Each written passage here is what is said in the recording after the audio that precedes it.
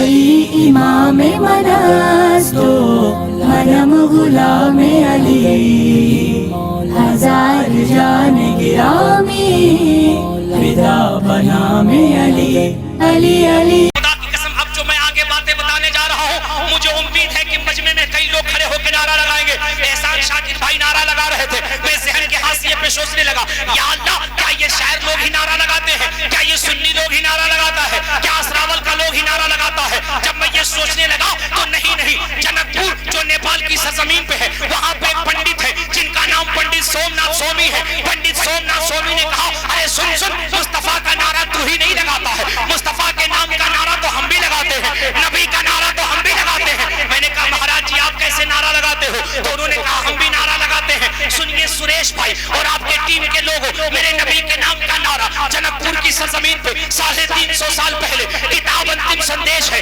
उसके पृष्ठ नंबर 64 पर पंडित सोमनाथ स्वामी कहते हैं कृष्णोदारन यातम प्रथम स्वातम सुद्धीमा संग्राम चकुला इलाहा इल्ला नम्मा हरणे बाबा ब्रह्म ब्रह्म जन्म बैकुंठ प्राप्ति बेना ब्रह्मणं स्वाहा।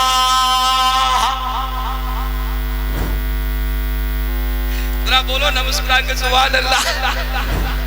आप यकीन जानिए मैं सच्ची बात बता रहा हूँ, मैं मथुरा में तकरीर कर रहा था, मैं बहुत कम संस्कृत पढ़ना शुरू कर दिया, वरना पता है आपको शरीफ भाई एहसान भाई, मैं मथुरा में तकरीर कर रहा था, मैंने 2-4-5 श्लोक जम के पढ़ दिए। उसके बाद मेरे कमरे में एक पंडित जी आए, माथे पे चंदन, पैर में खड़ा हूँ, कान में जनेऊ, जिस्म पे गेरुआ बस्तर, धीरे से कान में आके बोला चतुर्वेदी बाबा क्या अच्छा संस्कृत पढ़ते हो। मैं दावे से कह सकता हूँ पहले आप भी पंडित थे, बाद में मुल्ला जी बन गए। मैंने कहा ऐसे क्यों कह रहे? बोले यार ऐसे संस्कृत पढ़ते हो, हम तो ऐसे संस्कृत तब पढ़ते हैं जब किसी का श्राद्ध कराना होता है। हमने कहा महाराज जी ऐसी कोई बात नहीं, मेरे रब का करम है हम खानदानी खूंटा ठोक टनाटन ये सुन्नी बरेलवी मुसलमान है। बोले फिर ये संस्कृत कैसे?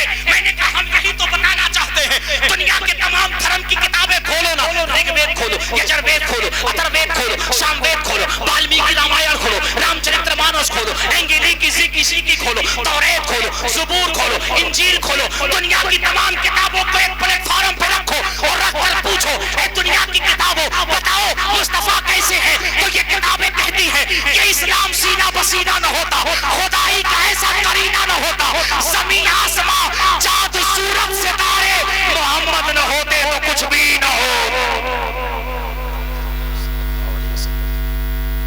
मोहम्मद न होते तो कुछ भी होता सल्लल्लाहु अलैहि वसल्लम। तो पता है आपको नारा जनकपुर के महाराज जी लगाते हैं। बताऊं कि रहने दो, बताऊं कि रहने दो?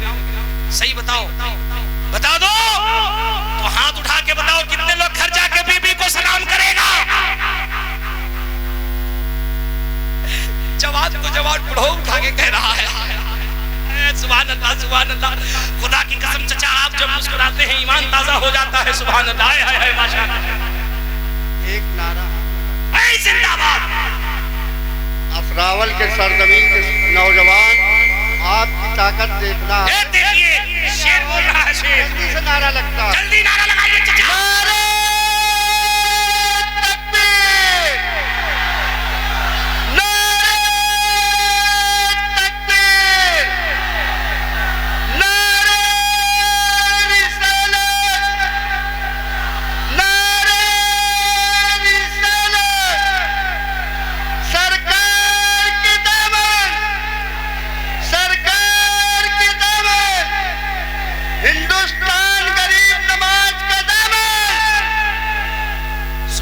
सुभान अल्लाह। मैंने कहा था ना कि मैं अगर चाहूं तो 5 मिनट के अंदर बूढ़ों को जवान बना सकता हूं।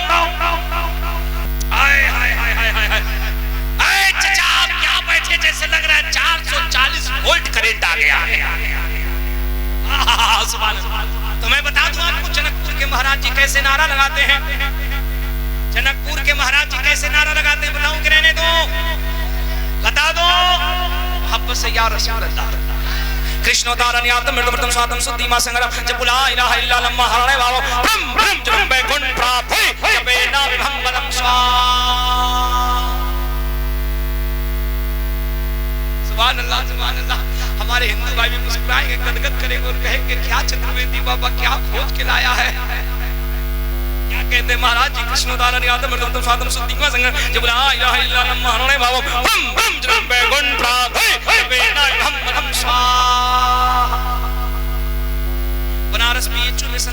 प्रोफेसर है, नाम उनका पंडित रामाशंकर उपाध्याय, मेरे बड़े अच्छे दोस्त हैं।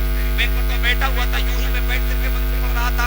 बोले चतुर्वेदी साहब ये स्वाहा स्वाहा क्यों कर रहे हैं? ये काम आपका नहीं हमारा है।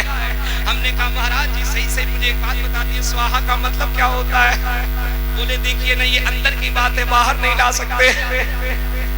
हमने कहा देखिए ना, अंदर की बात है, कभी कभी तो बाहर लाइए ताकि पता चले कि मजहब नहीं सिखाता आपस में बैर रखना। हिंदी है, हम वतन है, हिंदू से था हमारा सारे जहां से अच्छा, हिंदू से था हमारा, हम बुलबुले हैं इसकी, ये गुल से था हमारा।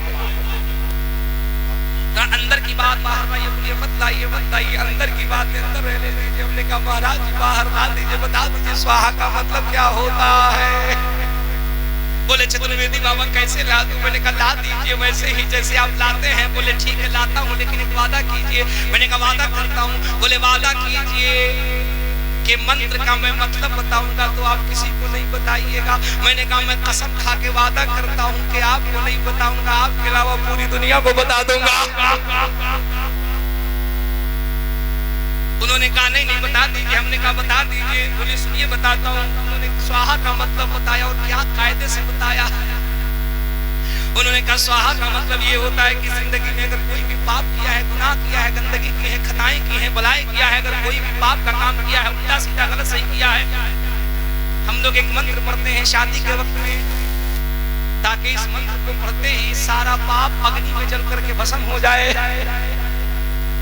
हमने कहा मंत्र क्या है?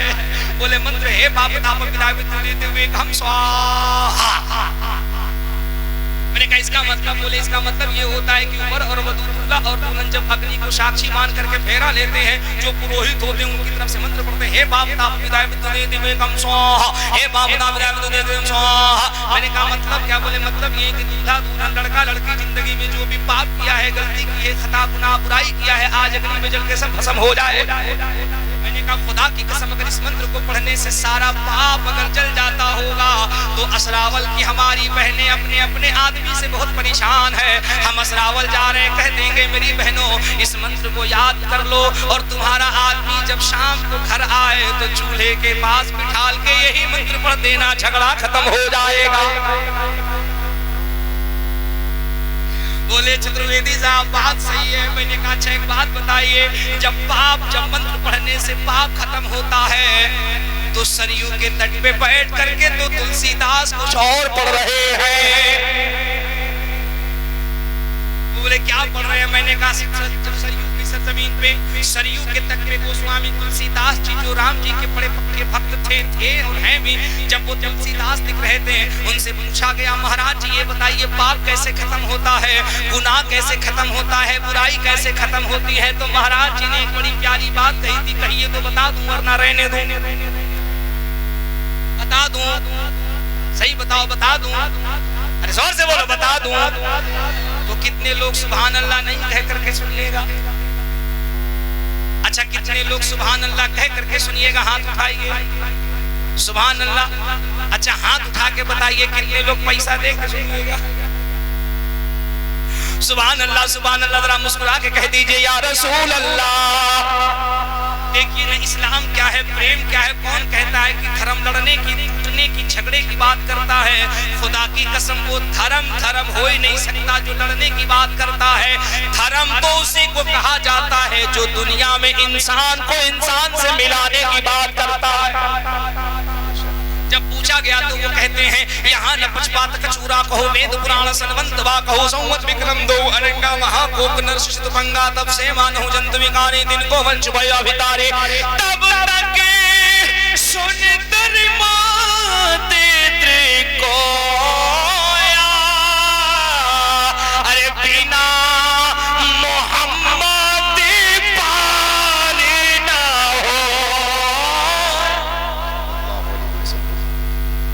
क्या कहते यहाँ न पशुपात कचूरा कहू वेद पुराण सनवंत वा कहू संवत विक्रम दो अनंगा महाकोप निषिद्ध मंगा तम से मानो दंड विवाद इन गो वंश को अवतारे तब तक सुंदर मदिद्र गोया बिना मोहम्मद पार न होया। मैंने कहा किस मोहम्मद की बात कर रहे हैं, कहीं ऐसा तो नहीं मोहम्मद कहीं और हो, किसी और तरह का हो, कोई और क्वालिटी। उन्होंने कहा ना ना, मैं उस मोहम्मद की बात नहीं कर रहा, मैं तो उस मोहम्मद की बात कर रहा जिसकी पहचान ये है, जिसकी शान ये है, सुन दर मुख कवाले मुँह से कायो और नामे मोहम्मद जागे जागे छा।